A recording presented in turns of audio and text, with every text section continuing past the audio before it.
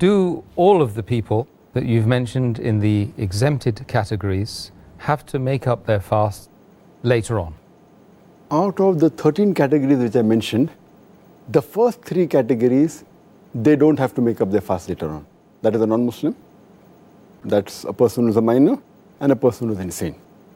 Out of the remaining 10 categories, 2 categories, a person who is disabled for long and a person who is very elderly.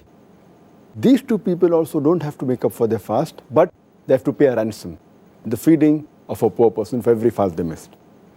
As far as the other 8 categories are concerned, the moment the condition in which they are, it gets reversed, then they have to make up for the fast which they missed.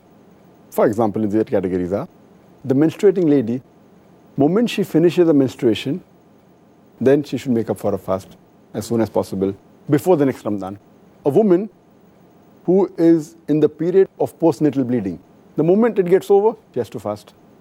If a lady is pregnant, the moment the pregnancy gets over and the postnatal bleeding gets over, then she has to fast.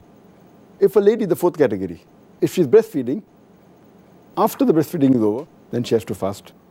Or a person who is sick, the moment he gets healthy, he or she has to fast. Similarly, a person who's traveling, moment he finishes his traveling, he has to fast.